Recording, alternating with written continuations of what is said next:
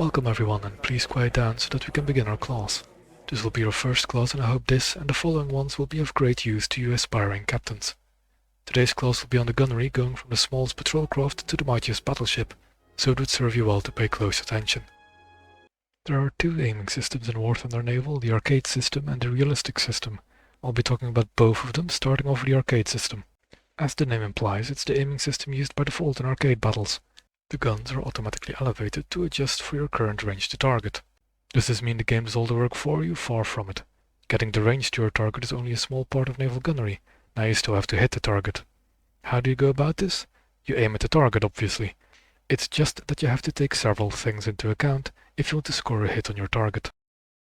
Firstly, the thing most of you should be familiar with, leading a moving target. You should all be well aware that if you were to shoot directly at a moving target, your shells will land behind it. But just in case you've forgotten, here's a small video demonstrating this. Here you see that if you were to shoot directly at the target, your shells will miss. So you should lead appropriately, and the gun sight accommodates for this. Just look at what mark your shells are landing and make sure that mark is over your target. This is simple enough, but how many of you know what happens to your shells when you're the one moving at speed? Those of you who have seen tank gunnery videos should be aware that the speed and direction your vessel is traveling in impart a momentum to your shells that you have to compensate for. To showcase this, let me show you the next two clips. Here we see that the deviation on the shells is directly proportional to the speed and direction of travel. Before going to the next clip, the target box you see is a command that you can find here. In this clip we see that the matter can get complicated when performing quick maneuvers.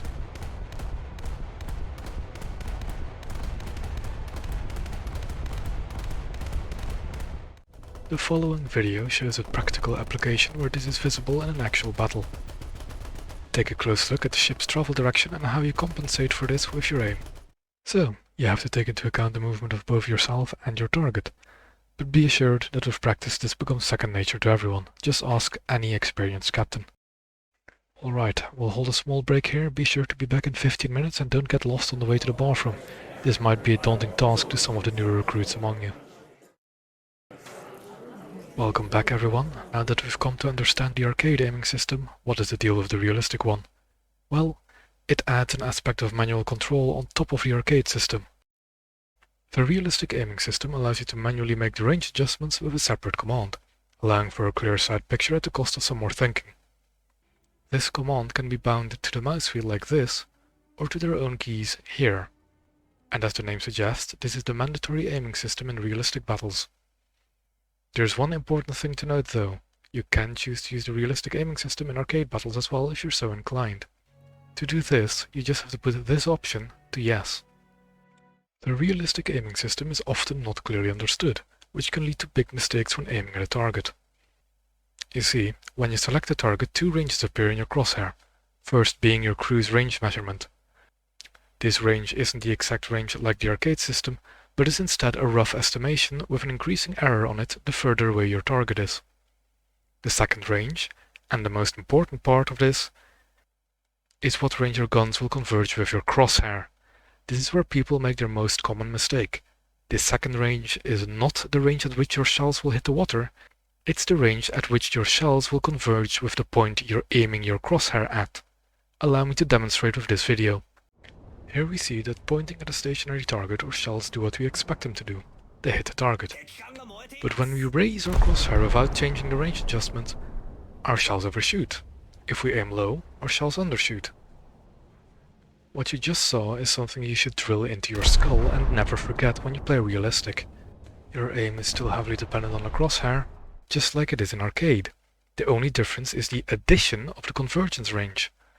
It doesn't replace anything to the arcade system, it adds upon it. And that's all I have to say about it. Any questions can be asked now.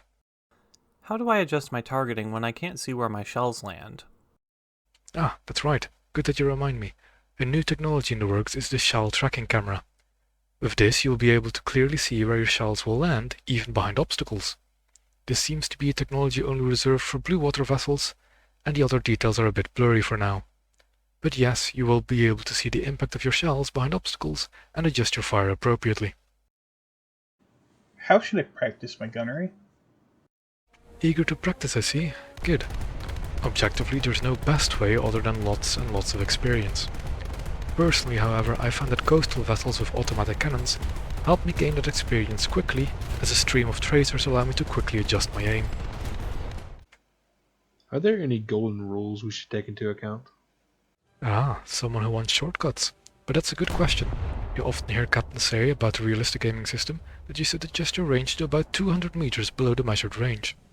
And this is not a bad suggestion, as long as they put it under the right context, which some of my colleagues sometimes forget. The 200 meter figure is usually a correct adjustment when both vessels are traveling just slightly towards each other. This situation is often found at the start of a blue water battle when you move from your deployment zone to an objective as shown here. Just don't expect this number to magically make your shells hit. Always use your own judgment, as real battles and training can go very differently. Any more questions? No? Alright then, you're all dismissed. Officer Susie, do try to stay awake. Officer Allen, I do not want to see that phone again. And I hope to see you all on the next calls.